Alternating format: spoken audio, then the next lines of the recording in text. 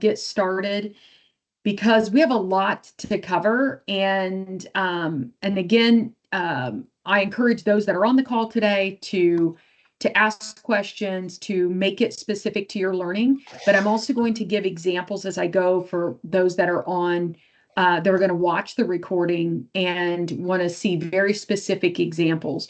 So today is going to be pretty, I hope, in the mechanics of actually building a plan, putting the plan together, and having something at the end of it. And we're going to cover three big pieces of that today. The first will be the framework that we use. And so that is in a workbook. Gavin's going to drop that workbook into the chat. And we will send out a link for those that are listening to this video. I'll send that out when we send out the video, so they've got the workbook. And then we'll talk about, from that framework, we're going to go through the explore phase and getting that work done. And we're going to talk about leveraging technology. How does that make it easier for you? Ways that you don't need a consultant, and then things to consider if you do need a consultant. We're going to go through the align phase today, which is going to bring people together and face the current realities. We then have visioning, and really that's opening them up to the new idea of what we might do. And I have a very specific tool that I use for that. And then we will get into actually building a strategic plan, the goals, objectives, outcomes, and metrics. I'm going to give you a framework that I also use to help craft that. Each step of the way, we're going to talk about technology that you can use. When is it appropriate to use a consultant?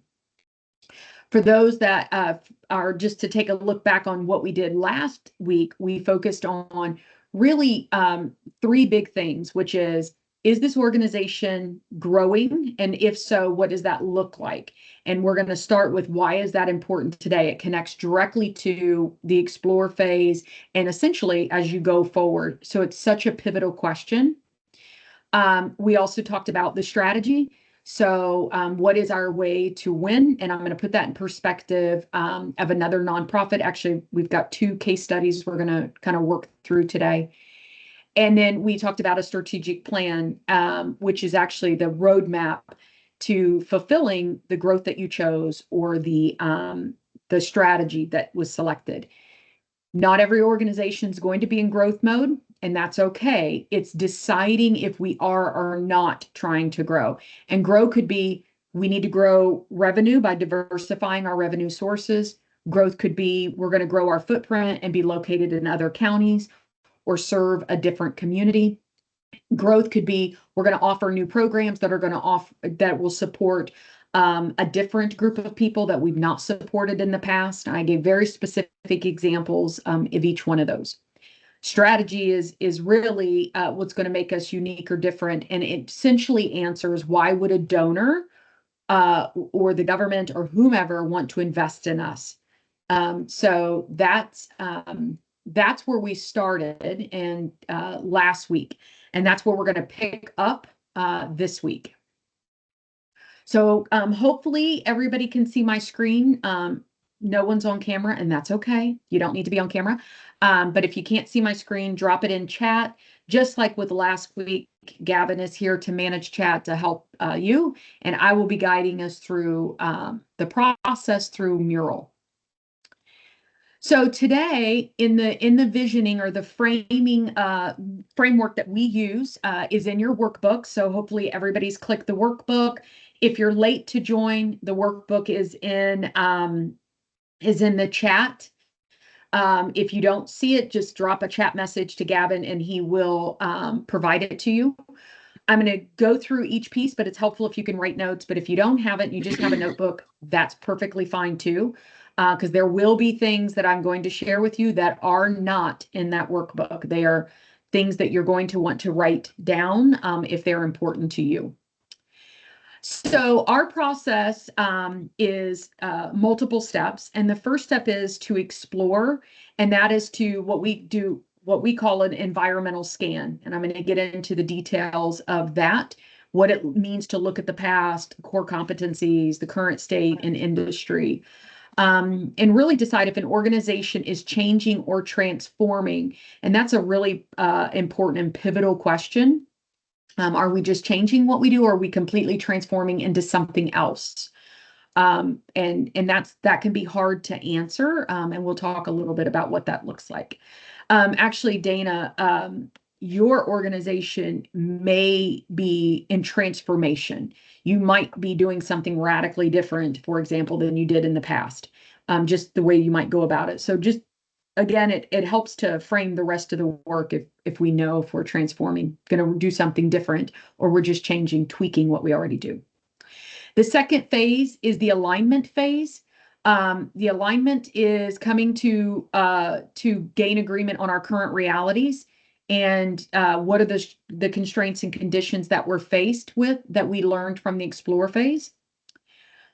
Third step is visioning, and this is opening up the group and the decision makers to a new vision of us. And I have a very specific framing tool that I use that is not in your workbook.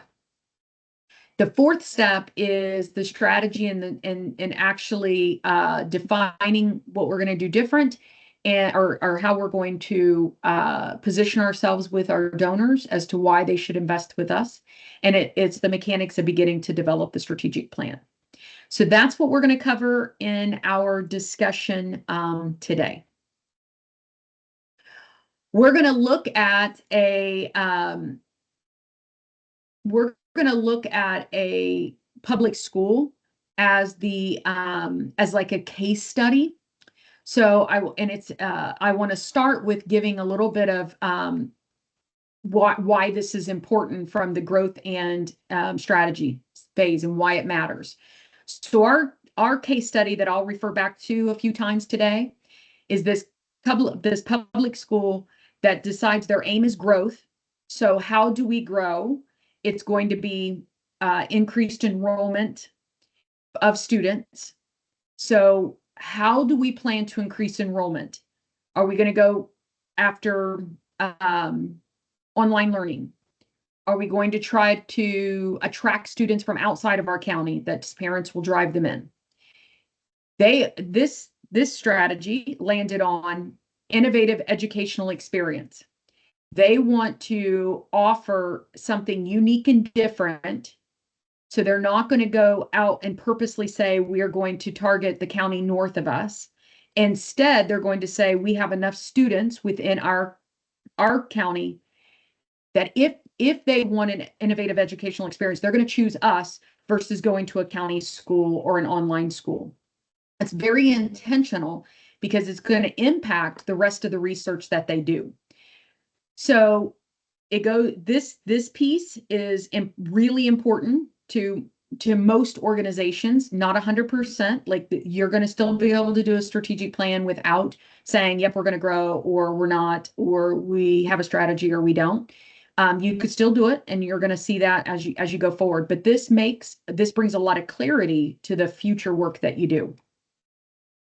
So the first thing that we do is start with the explore phase. So in the explore phase, I'm going to zoom in. So if you're on a phone, you can hopefully see with some clarity. In the explore phase, we're starting with the first piece of the environmental scan. And this is a realistic summary of the current state of the internal and external environment. So external is anything that's happening outside the organization. So you're looking for what other similar organizations to yours do. You're looking for trends for those that you serve. So if you serve students, if you serve the environment, if you serve community members, if you have patrons, all different kinds. If you serve only women, if you serve only men, whatever, you serve only children. What are some of the trends that are happening within that group? What are some of the trends that are happening within the community that you serve, within the state that you serve?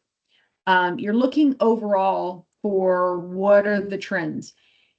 However, when you narrow down and you know the way you're going to grow and you know your strategy, by having hammered that out or started those initial conversations or have a premise, like we think we want to have innovative educational opportunities, it helps you narrow down all of the research that you want to do. So instead of just any and all trends, we're going to look at trends that are specific to what we're trying to do. So a similar school with innovative technology, did they grow? Did they not? How did they access that technology? What is the technology? So it pulls in, if you're going to pursue doing some external research, you don't have to do a lot, and we're going to talk about some of the technology to use. Consider political factors. And we worked with a client. I actually have another person that I work with that helps with political positioning and understanding the political environment that you're in. And when you do a strategic plan, thinking about the language and how that's going to land with any potential donors, and how some of that wording may need to get rewritten or look with a new lens so that it's appealing to any and all donors, if that's the plan. If it's not, then stick to the language that's going to hone in and be very clear that these are the donors that I wish to contribute to my organization, and I'm using language they're familiar with. So as an example, think about DE&I, right? So if my donors are in a may not be in a positive light, do we need to change that language? Or if my donors care about that, then I better be sure that it's in there. So we just want to think about the political factors, the regulatory environment, and our external stakeholders. So how do you go about doing this? So this is not in your workbook. So Gavin will provide you a copy of the stakeholder engagement as something that you can use if you want. We'll have a separate PDF. He'll drop that sometime during the call. But for your notes, you want to think about stakeholder engagement. We use this 4-square method.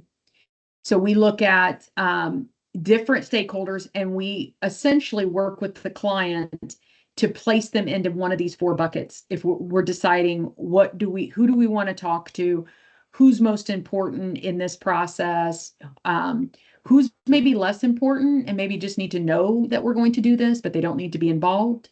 So these 4 buckets include high interest, high influence. So high interest, high influence would be, for our school example, would be parents that are interested in choosing an innovative education to set their child up for success, right? So those are our most important. High influence, or not, sorry, not high interest. High interest, high influence would be teachers, not parents. We're not to parents yet. High interest, high influence would be teachers. They are directly responsible for the curriculum. They have an interest in what the total strategic plan looks like. So we definitely want to probably engage them in this process.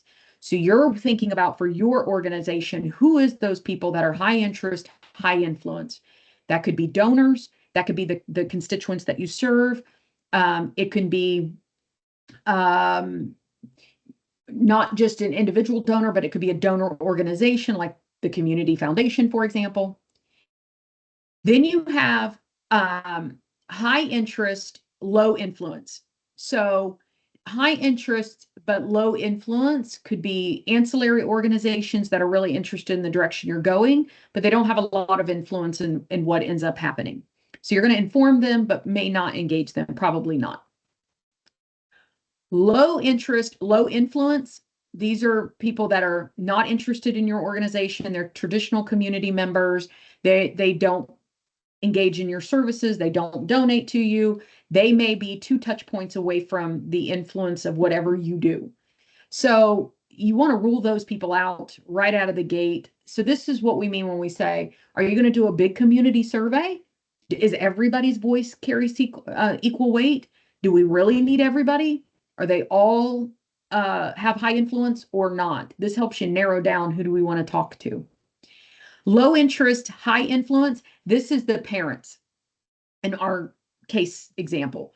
The parents have a lot of influence because they're going to choose if their child goes to the school, But to be honest, deep down inside, they really have low interest. They want you to be a great school, but they're not like, oh, you're doing this strategic plan. Oh, this is great and wonderful. And they have a lot of influence, but they don't have like a bunch of interest, as you say the board does for this example, or the employees do, the teachers do, partner organizations. They're going to have much more interest in what the outcome is. Parents, you want to talk to them because they have a lot of influence. Here's some ways to engage them: surveys, focus groups, listening sessions, an open house, inviting them to a planning committee, invite them to be part of the work. So I've had clients that invite people outside of the organization to participate in some of the work because they are so high influence and high interest, even though they actually don't work there. They're not like a board member, for example. So in our case study, we talked about high growth, their AIMS growth. They want to increase enrollment through innovative educational experience. So their research would include other schools in rural communities that leverage innovative educational experience, not just all schools or any schools. We want to know about every school. Nope. We only want to know schools that are in a similar environment that we operate, rural, and that they're using innovative educational experiences. They may be in Ohio, they could be in Kentucky or Tennessee or Montana, who knows? But we're looking for them to be in a similar environment. Parents, we talked about that. But there's two kinds of parents. Some that already have their kids in an innovative educational experience, they're not choosing your school, and some that do. So you have to think again, and as it relates to your organization. Demographics. So in this one, the people might want to know, whoever's at this organization, they may want to know, well, does the income of the families and the size of the school, are they able to support innovative educational experiences if that comes at a high price? So in other words, you want to do some demographic research. Is the population increasing, decreasing? What's the average income? How much of it is going to be, what do we get from state funding and local funding? If our local funding is really low and it's going to be super expensive to do this, that's the kind of research that you want. You don't want just any and all research. You want to hone in on that. So be thinking about what's one group your organization needs to hear from but hasn't, and what do we want to learn from them? So I'm going to pause there on the external before I go internal, and then I'm going to share with you some technology and how you could do this through technology. So I'm going to pause there and ask, what questions, thoughts, concerns do you have about your specific organization about the external process? Listening sessions, focus groups, stakeholder engagement. And you can drop them in, Gavin, if I get a chat message, you let me know. Okay. All right. If you got a question, drop it in chat. Let me know, come off of mute, whatever you want to do there. All right. So, yeah. So for me, like, I'm meeting needs of so many demographic groups. Like, I see what you're saying about the schools and that you're wanting to choose, one that's a small, same, like my county is a small school. So if I were wanting to do that, I would want to survey lots of different small schools in similar districts. But for what I'm doing with SICM, it is statewide, big cities, small cities, little villages, is such a broad demographic. I guess I don't know how to use that tool with that kind of demographic. Sure. So start with putting each one of these stakeholder groups on a Post-it note first. So you're kind of starting to parse them out. So I'm going to make some stuff up. In your organization, are policymakers a stakeholder group? Yes. Okay, so I would have those as either just general policymakers, or I'd have them at state and then local. So in other words, wherever you're at, you might have county and then you might have the overall state. Okay. Those are two. That would be my first I'm going to have them. Then I think about, okay, the state might have high influence over your funding, but low interest in participating in this activity. So you want you want to anticipate their needs. You want to anticipate, well, what would they need to advocate on our behalf at the next session, the next legislative session, like next year. Then you go county. Well, they have maybe, and I'm making this up because I don't know, Dana, your county may have more interest in the direct work that you're doing in their county. And they may have more influence over talking to the state legislators about advocating for your organization. So they're going to be high interest, high influence, and I can actually probably touch them, right? In some of our markets where maybe your organization might have a deeper relationship with a certain county. Okay. So parse them out that way.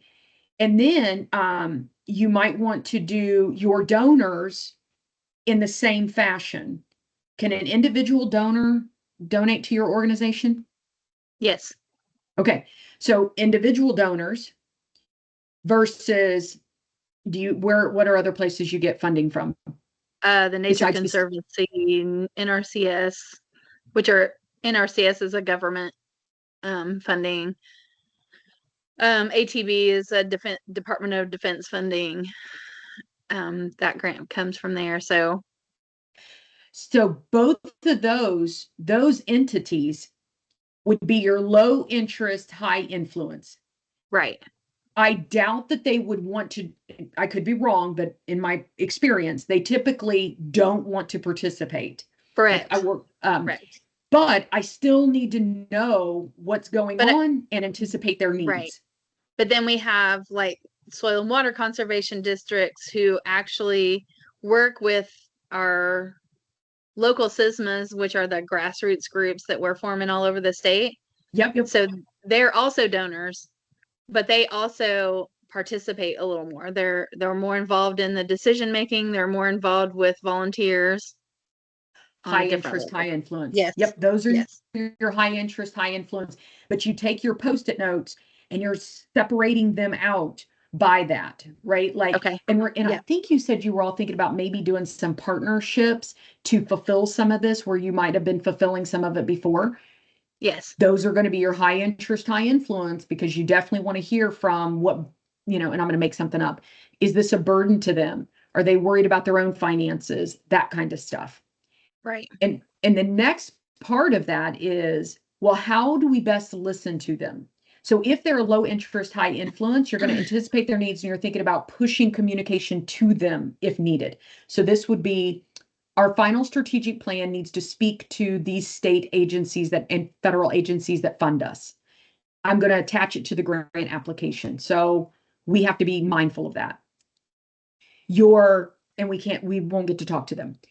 The ones that are like, we have these agencies that do like us, they do want to partner with us, and they're willing to talk to us, but they're located all over the state. Is it better for us to build a relationship through doing a virtual listening session and coordinating that, or a focus group? Or is it better for me to touch them with a survey, or both? So you want to be thinking about, and this is what it helps you do, is to go like, who do I want to talk to? But then how do I best talk to them? And it could be a survey. It might not be. Does that make sense? Yes. Okay. All right. Any other questions that are real to you and your situation before we move on? Okay. Internal. So we have external, we have internal. This is listening to your team, your board members.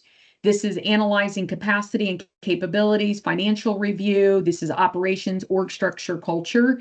You're again looking for a realistic summary of the current state. This is our process to keep us honest and that we're looking at everything. I shared that with you last week.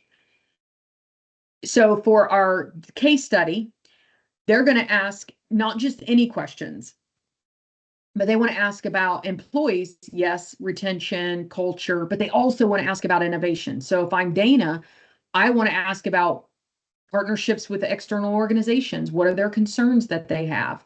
Where do they think the opportunities are with these partnerships? It's not just, I'm going to ask them anything. I'm going to be pointed in the questions that are going to inform our future planning. Asking the board, what are their attitudes? So if it's innovation, what's their attitudes towards change or risk or innovation? So board members, whatever this group, the others are thinking is our way forward, we want to ask and really assess whether they're ready for that. So I think one of you shared last week that you had a board divided. That's bringing them together and having a conversation about why they believe what they believe, or what is it that they believe, that what they believe, and how did they come to believe that. So if they think programs with external partners is a terrible idea, we don't ask them why it's a terrible idea. We ask them, what influenced you to think that way? What experience have you had? How do you think, walk me out 4 steps, how do you think this will happen? So you want to think about how you position or ask these questions. You want to think about financial impacts. And again, can I afford this innovative ideas for this particular case study? Capabilities and competencies. Do we really have the skills and abilities to do this? If not, we're going to have to close the gap. We want to think about that in our strategic planning process. Internal constraints. Do we have process or procedures that would interfere with our go forward idea? So again, that's why you want to look at that little circle thing. So what are ways that you could do this without a consultant with your own abilities? So here's things that I would recommend you to leverage when you're thinking about this process. The first one is ChatGTP with communications. So they can help you write, what do we put with the state? If they're going to be that low interest, high influence, help me write a communication that describes the work we're doing, or that will go with the grant application. Communications on social media, if you're going to engage your community members, if you're like a YMCA type organization, you want to engage parents and their followers on your social media, have it write your social media posts. It can help you write questions and do questions development. So you can say, here are the things I need to learn, write me up questions, and it can start to formulate. And prompts matter, by the way, and we're going to practice a prompt and I'm going to show you some results of a prompt in a moment. You can use the Google Forms survey. There's a free option, so you don't need to go get SurveyMonkey. You can use Google Forms as a survey, and that it'll give you the data that you need. And it's a free tool. ChatGTP is a free tool, and it's pretty robust for what's within the free capabilities. It is a paid service too, but what you need to do, you should be able to get done with the free. Perplexity.ai is another free tool. It's good with research and trends. It can find things that your normal Google search is not going to find, and it will give you the links to that stuff. ChatGTP will too, but Perplexity, Gavin, you've used Perplexity, haven't you? Have you used Perplexity? Yeah, I have. It's basically ChatGPT, but in depth. Yeah. In depth. That's right. That's why it's good for research and trends. ChatGTP can help you analyze the data. So you can send the data to it, and it will help you analyze it. When do you want a third party? If you're looking for somebody that's not biased, that doesn't have a dog in the fight, that can look at it objectively. Also, to save time and resource, if you don't have time to do those focus groups, you don't have time to do the listening sessions, but consultants can also bring a different point of view. But you can ask a consultant to only come in and facilitate the focus groups to reduce a cost. Or you can, say, we're going to host it, but I'm going to come in with these questions, and I'm going to say, like, I'm really here to listen, and I want to be objective, even though you're part of the organization. So just, again, think about, from a budget standpoint, what can I do for free? Leveraging these free tools. When do I need a consultant? If it's really going to be contested, there's a lot of bias, there's a lot of conflict. You're concerned about going to see that stakeholder, that might be a time. All right. Any questions about that before we go to the next phase? Okay. All right. The next step is the align phase. So this is where your group, so in the process, you don't want to work within a silo. You want to have kind of a working group, and I think we talked about that last time. That could be the board, that could be the board and team members, that could be the board, team members, and stakeholders. You want to have some kind of group that's going to champion this strategic plan. I don't recommend doing it in a silo or alone and then dropping it on somebody and saying or dropping it on the board and saying this is the direction. That's often met with resistance. So you could do a lot of the research with a small group or on your own using the tools we've shared. But once you get to, hey, we got to agree on the situation that's at hand, this is the time to bring that group together for the first time and share what you've learned in the environmental scan. It does not need to be this, we've had a 150-page report. It does not need to be a 150-page report. It could be the key things that are going to inform this work, and that's it. So it doesn't need to be this big, expensive, extensive report, because you want to give them the chance to weigh in. I do not use a SWOT analysis. I'm probably the only strategic planning firm that does not use a SWOT analysis. I dropped it years ago after facilitating it many, many, many times and not getting a fruitful exercise out of it. So I just cut it. I got rid of it. I think it's an outdated vehicle to facilitate a good conversation. I use context maps. And by that, I use a context map by putting these buckets of information out there. So whatever research we did, I'm going to look at trends. I'm going to look at technology. I'm going to look at the needs of the stakeholder. I'm going to look at uncertainties, political, regulatory. I'm going to put those little buckets up onto some kind of flip chart, some kind of tool. And I'm going to ask the group to weigh in on that.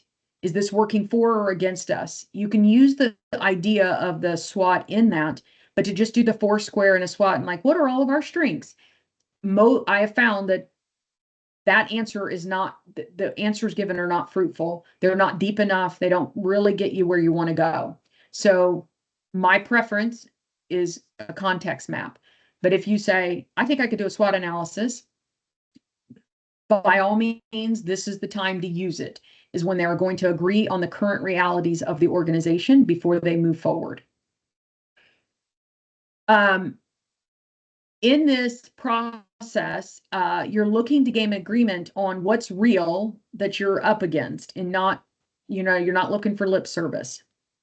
So it's critical that the team come to consensus about what's important and what's not important, about the information, the stats, all of that. You want to be sure that you're picking out, because we'll generate 1,000 ideas, but you got to figure out what are these things are truly important. I recommend this get done via a board meeting, a virtual call, or an offsite. I do not recommend that it's done via email or text message or by 1 or 2 people.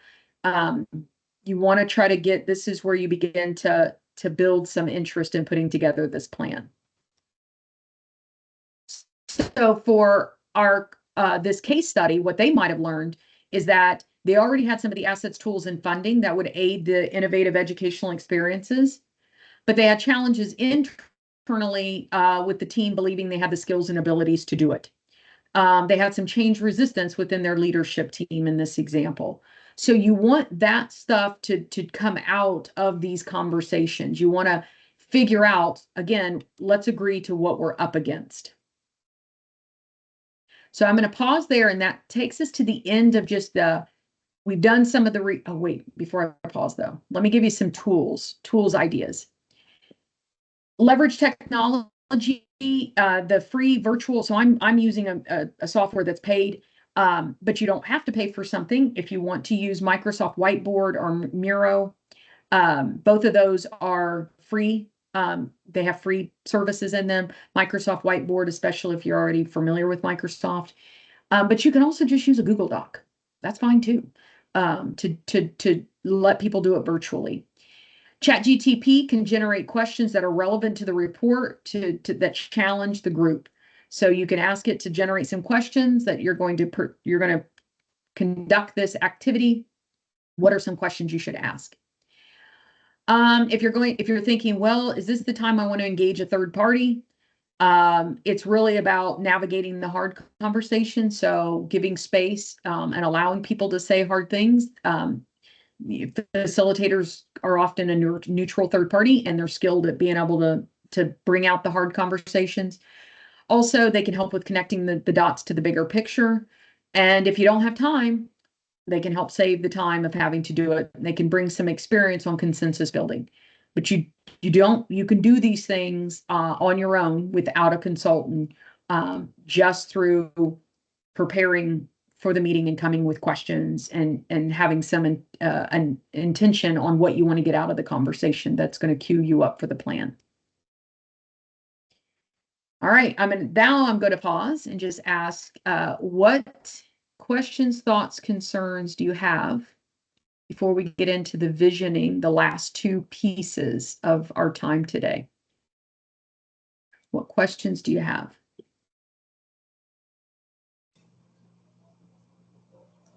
Can you go back? Oh, mute. If you're on two lines, turn the speaker down on one so you don't hear us twice, and then you should be good, Lucinda. Go ahead. Okay. There you go. Where do you want me to go back to, dear? Up there to the top of this. This So I one? can get that second one, yes. Okay, the why, that's what I didn't get, the alignment to the why of the organization. Okay. Yep. Why do we exist?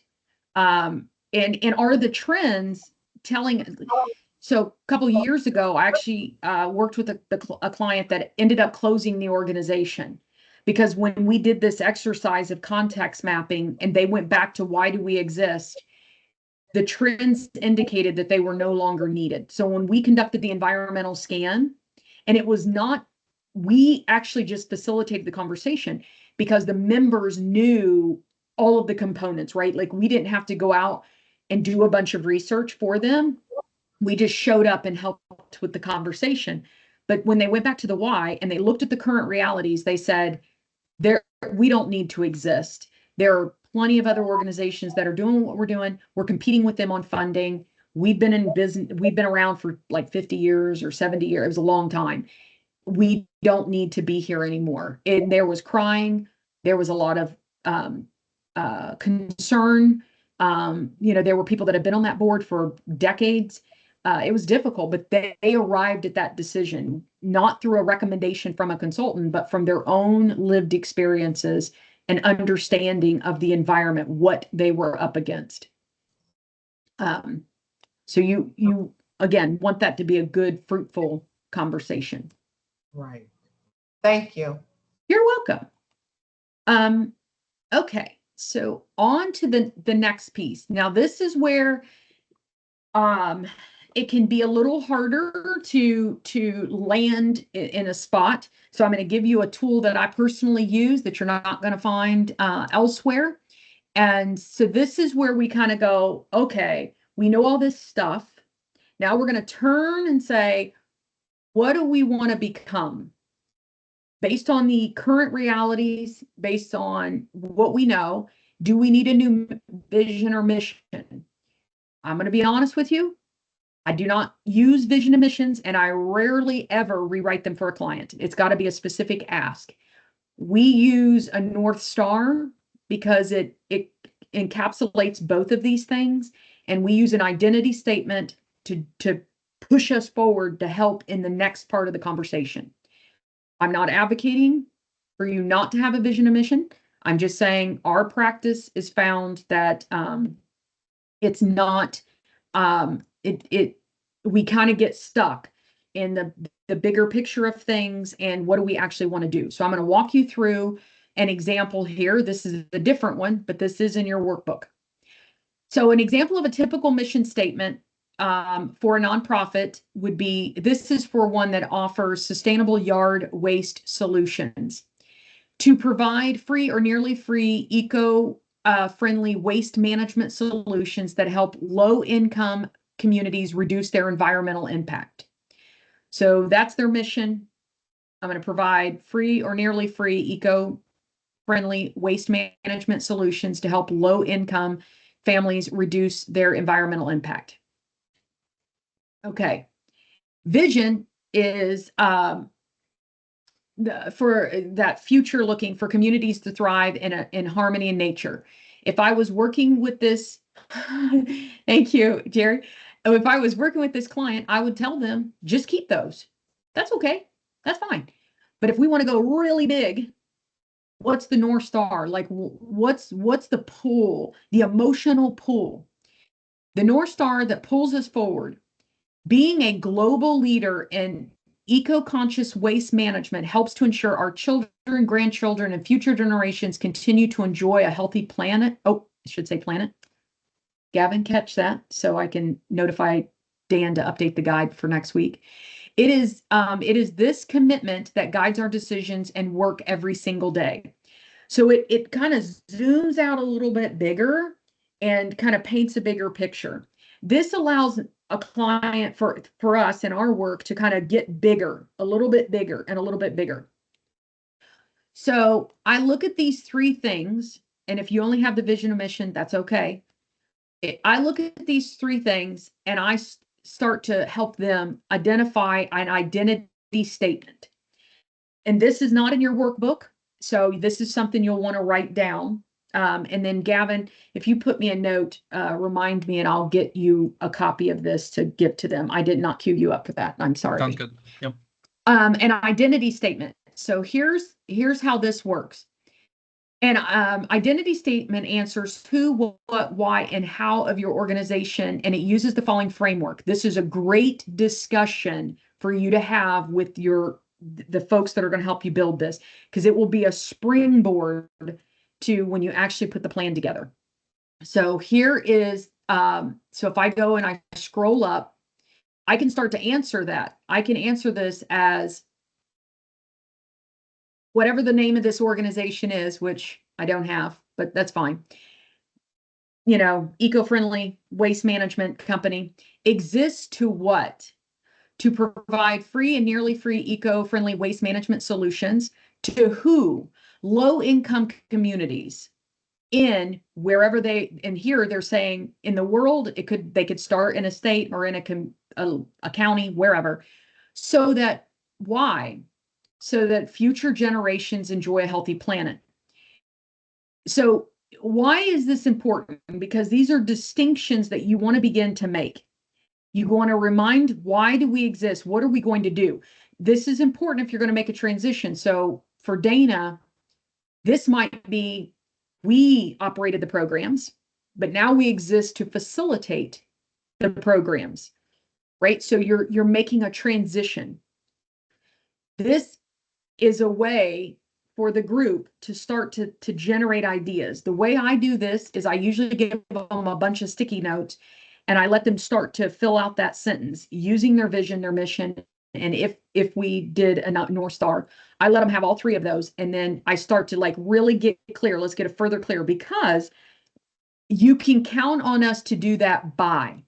So if I'm Jerry and I'm the county coordinators, they may want to start to get really clear on what can they count on us to do. And the way we use that is in a pillar. We start to formulate this, it essentially answers the how.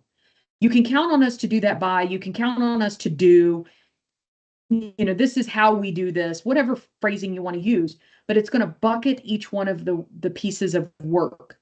And this, if you can get your group to have this conversation, you're going to really, it's going to be hugely helpful to not be all over the board when you actually start the nuts and bolts of putting a plan together. So again, write this down, but we'll send it to you. So what are ways that to leverage technology? In this one, you can use it to help clean up the idea to create the identity statement. So for example, I did one a couple weeks ago or a couple months ago. We had 3 different groups. They built the identity statement. They had a bunch of ideas.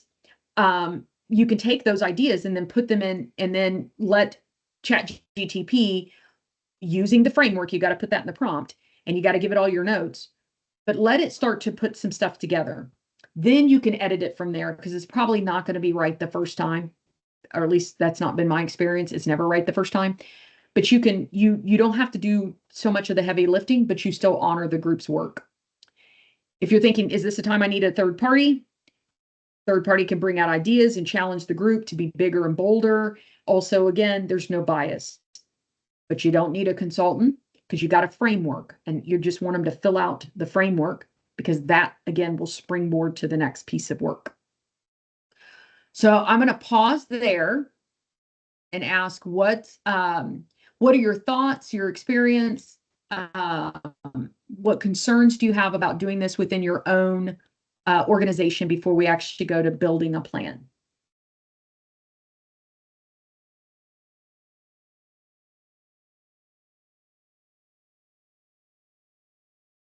Pretty good.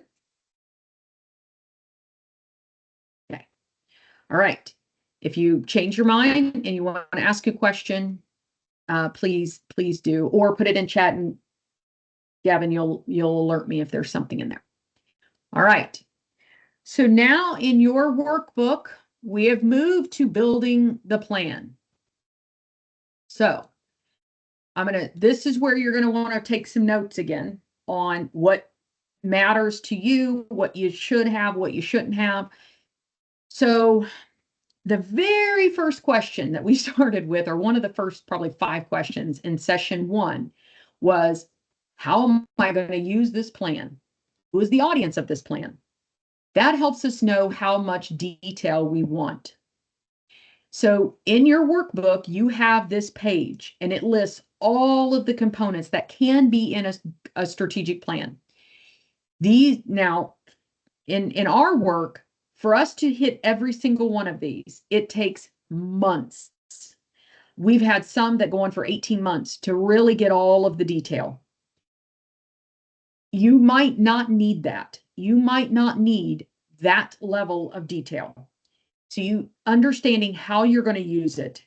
I'm going to use it to tell a story. I'm going to use it to get grant funding. I'm going to use it to share. I'm going to use it to guide our internal work.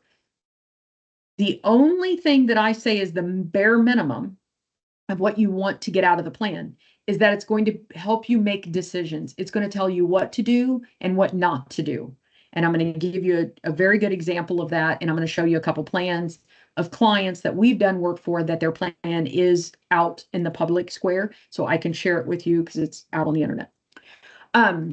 So introduction, that's just how, you know, from the board president, from, you know, the executive director, whomever. Is it necessary? No. Engagement process, that's your environmental scan. That's, did we interview? Did we talk to anybody? Did we do listening sessions? You know, executive summary of what you're going to tell people. The identity statement, if you do one. If not, you could just have the mission and visions statements and the values in there. Any data or statistics that influence the work. This is one that you will not see in typical. This is something we do specific to our organization. It's rare to see this. I can't even think of any other strategic plans that I've looked at that other clients have done that, or other consulting firms do this. We help clients build out the best envisioned future of whoever they serve. So if I was Dana, ultimately who you serve might be a resident who has access to clean water. Does that sound real, Dana? Is that kind of what you help do? Give clean water? It'd be, well, not for this organization. So I have a hand in several, but for this organization, we remove invasives. So invasives. Terrestrial Invasive invasives of forests. So I guess our best vision would be for that landowner to have all the invasives removed from their forest floor, right? So that Exactly. the forest can have continued native growth for habitat for native wildlife and for, you know, exponential growth of the forest. So I love that. And it could be the landowner, and you're saying, like, why should we care for this landowner? So I think of, like, what's it called? And you're going to know this, and I am ignorant. But when I go to the South, when I'm down in North Carolina, where I paddle whitewater, is it Kudzu. Yeah. kudzu. It makes me so sad. Like it literally breaks my heart to see that it's covered everything. And that was invasive, right? Like I think it came Yes. from, yeah. It's very invasive. Yes. Yes, and it's destroyed so much of the Appalachian Mountains in that particular area where I Mhm. paddle because it's just everywhere, right? And so the best envisioned future of who you serve ultimately is a landowner or ultimately could be a community member, right? That lives there. And if this plant comes into their backyard, right? Like it's going to eat up and destroy their native plants. So the idea is that if you finally support a child and you're going to, if I'm Lucinda, I might be advocating on the children that we serve within our organization. And so, I'm going to touch their lives and they become what? Great community members or civic minded. Or if I'm birth to 5, I'm working with babies and what does that look like? What's the best envisioned future of that ultimate person that we touch? It's not, it's the end destination of your organization, the final person that you touch, not the parents. It's getting real clear on who that person is. North Star, if you did it, pillars, the 3 buckets. So this is going to come from some of that work that you do. So if we go and look at the pillars, so I want to show you how that shows up. So this client is one in Fayette County. They exist to improve the health and wellness outcomes for Fayette County residents. So that's who they serve. So that together we can all move closer to a restored and thriving community. You can count on us to do that in ways like administering vital programs that support health and wellness and fostering strategic partnerships to advance collective community vision. That jumps off the page when you're doing this work that, those are probably going to be pillars of the work, programs and partnerships. We got to figure out what are we going to do exactly in programs and partnerships. But that's how this framework that I share with you can help define what are the pillars of the work. So I go back to here. The big buckets over here for this particular example, the pillar is people. So they're looking at the highest levels people, but there might be then key priorities, which are aligned to the pillars. That's going to be, what about people? Well, we're going to focus on recruiting, onboarding, and retention. This is a further in-depth plan than what you might need or want to do. You can stop at just the pillars. In that, you have 4 things. You have goals, objectives, outcomes, and metrics. My organization defines them this way. They are defined in many different ways. Goal, what do I want to accomplish? Objective is how you will accomplish it. Outcomes are changes in the conditions, behaviors, and attitudes. And then indicators or metrics are the numbers. So in this example, a couple examples I have here is the goal to manage community resources with the highest responsibility and transparency, using every dollar strengthen the library's long-term sustainability and value. Notice that they start with to and manage. That's a verb and action. Verb and action word. So to and then some kind of verb or action, and then write the rest of the goal. I personally do not worry about SMART goals. The reason I do not do SMART goals for my clients is because I answer all of it through the goals, objectives, and outcomes and metrics. I can get to timelines within the objectives. I can get there, the action items within all of these. So I don't use SMART goals, but you can. If you're familiar with that and you like a SMART goal, you can use it. Here's another example from client work. So in this one, the goal is to foster, so that's that action or verb, trusted relationships with families that facilitate participation in their student school experience and education. Objective, we will achieve this by, and then you're going to say how you're going to do it. We're going to provide family with a range of resources. We're going to use multifaceted approach to communication. We're going to ensure an equitable access to information. We're going to make student registration easier and available around year round. We're going to develop programs and opportunities for family and members to volunteer and support classrooms. That answers all of the how. You can stop there if you want. But if you go to the next thing, outcomes, that's what is the final, what's the change in behavior? We want the families to be engaged, right? So the change in behavior, we want to be more welcoming organization. So we want to, do things that are going to change the way our school feels when you walk in. So we want to feel more welcoming. So that's your final outcome. Metrics are going to be the numbers, but notice in this particular one, they don't put we want to increase by a certain percentage or a number. You don't have to. You can, but you don't have to. You get to decide at the level of detail, but it should be driven off of how are we going to use this plan. Some might have to have those. So what are ways that you can leverage technology in doing this? You can summarize the notes from a session, and you can help create pillars. It can help you write the goals and objectives. It can help you write these things. A third party can help save time and resources if you don't have time.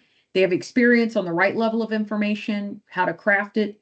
Also brand and creativity about actually developing if you want something pretty. So I'm going to show you a couple of different plans, and then I'm going to show you a ChatGTP response. I'm going to bring up two plans so you can see what one that's less detailed looks like versus one that's more detailed. So this one, let me go to the partnerships. Okay, so in this one, partnerships came out of the what can you count on us to do? We're going to foster strategic partnerships. So the pillar name, partnership. The goal to make a broader impact through a strategic collaboration. How are we going to do that? We're going to maximize the limited resource and funding available in Fayette County.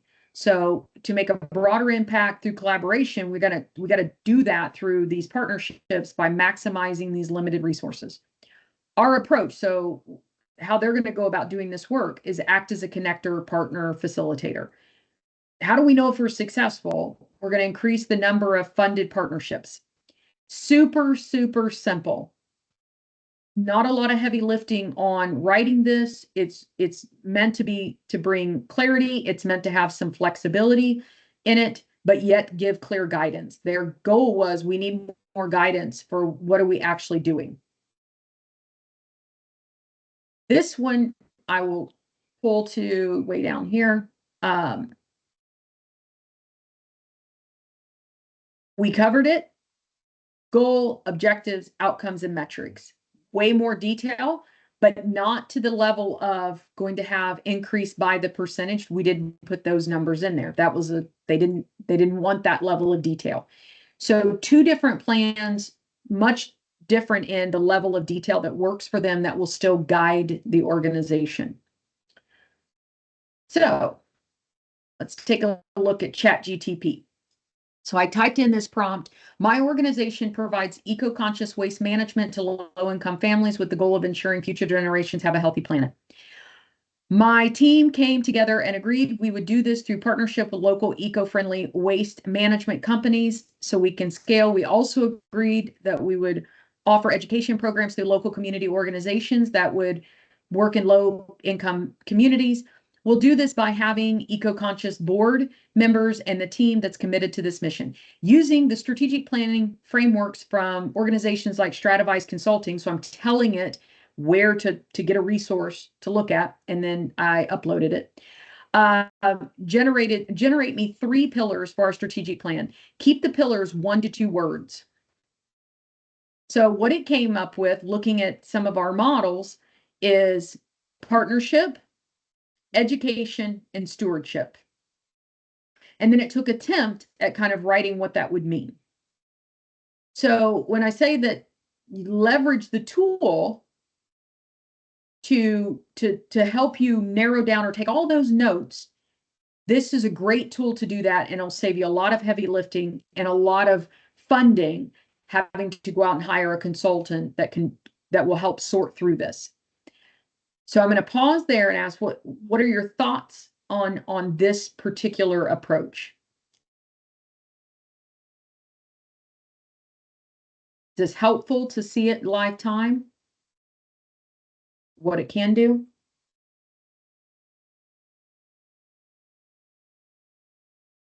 I think it is, because I think a lot of us are not familiar enough with that process, the chat GPT.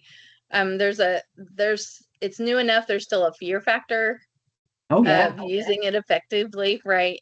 And I think seeing it being used and used effectively is good. I've had to have my 13-year-old grandson to kind of lead me, because I'm gonna be honest with you, last year I was out in San Diego at a conference, and they had AI and was talking about all the things that AI can do. It scares me. I'm just gonna be real. It scares me. Because I'm old. Oh, I don't think it scares old. I think it scares old and young. There's a lot of good, and there's a lot of not so good. The loss of critical thinking, for example, the loss of jobs. Yes. But in the context of this work, the collaboration and the co-creation is critical, because people will own what they help create. They will own what they help create. So don't let the chat GTP replace the interaction. But what it will allow you to do is to spend your time in the interaction with each other and not on semantics or getting the phrasing exactly right. And that's the one when my grandson showed me, he said, Nanny said, all you have to do, type in what you want to say. And I did that. I was like, get out of here. So I kind of played with it for a long time just to see. And yeah, it does save time. It does. Saves time. So in this instance, I could now ask, would you like supporting objectives or strategies? In this, I would want to put in a prompt that will get me based on what my group decided. So I would want to first ask it to write the goal, or if this to emphasize collaboration with local eco-friendly waste companies and community-based organizations as the primary mechanism for scaling impact. Now, as a critical, I like that it says to emphasize.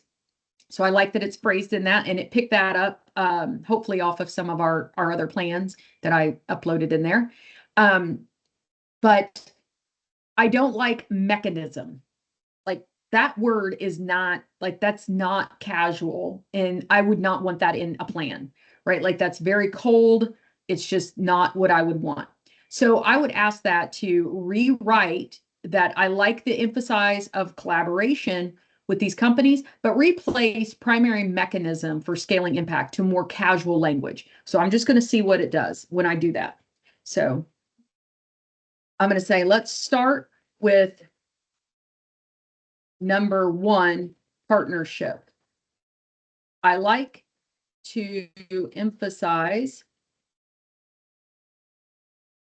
until the primary. Let's remove or replace primary mechanisms and scaling for impact to more casual language anyone can understand. And I want to say, I like partnership goal. And then I'm going to tell it, rewrite this goal without using SMART goal. Just rephrase the last few words. Give me 4 options. I want to get 4 options. I don't want to just tell it 1. I want 4 options. I don't know what's going to happen. We're going to see together. To emphasize collaboration with local eco-friendly waste companies and community groups as the way we grow and reach more neighborhoods. way we expand our work and help more people, how we spread our mission to make a difference, and as a path to bringing our impact to communities. So I'm going to throw it out there. What do you guys think of that? What do you think of the way we've kind of asked it to rewrite that? Is that sound better than the mechanisms? What do you think?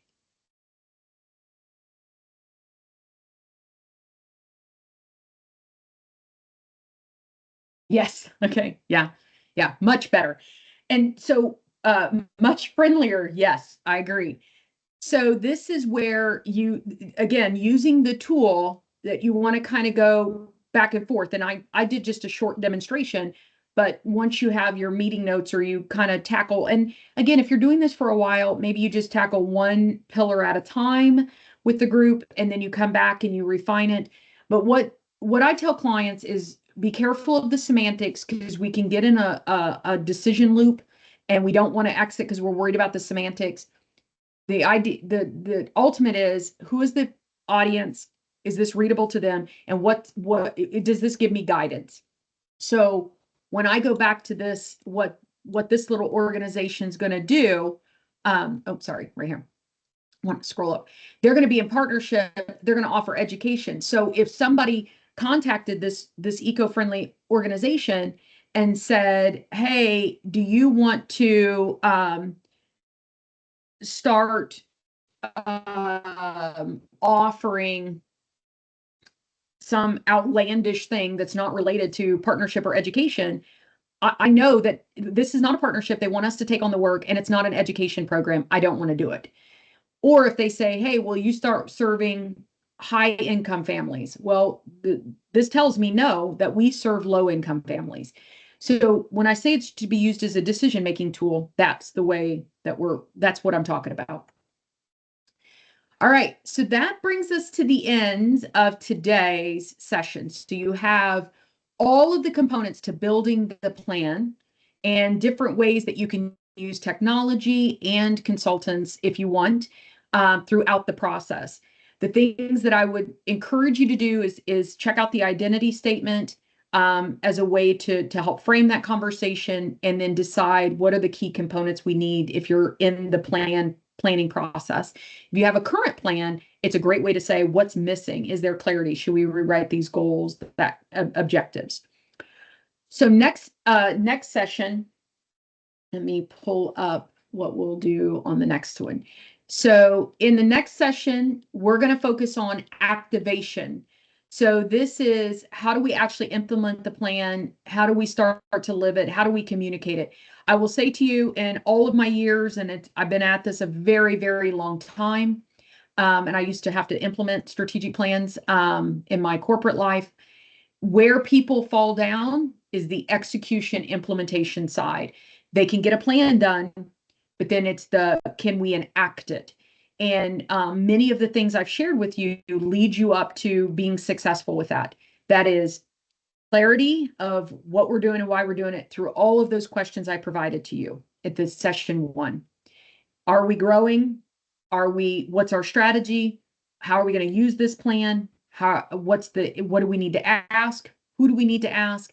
What informs it? There's times that you don't do much in stakeholder engagement at all because you predetermine that that's not necessary.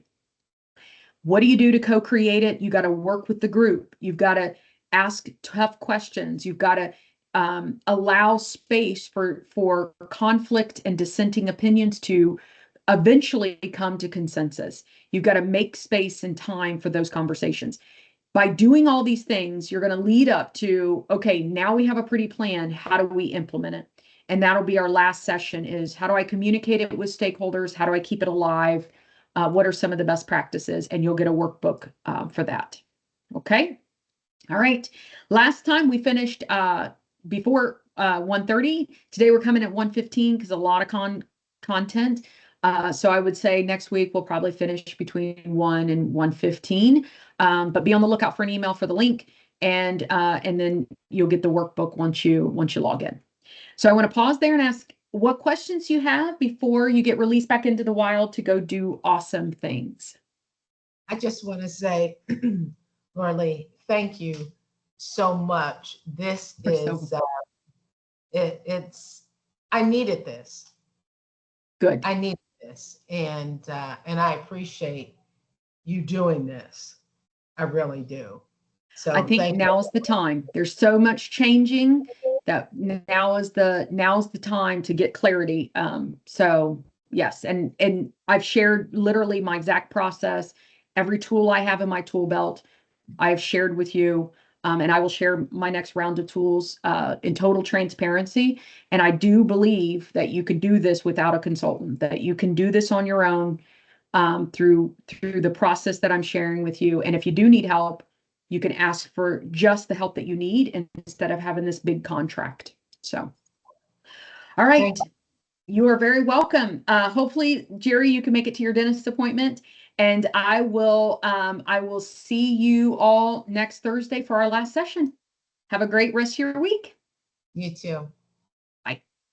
Thank you. Bye-bye.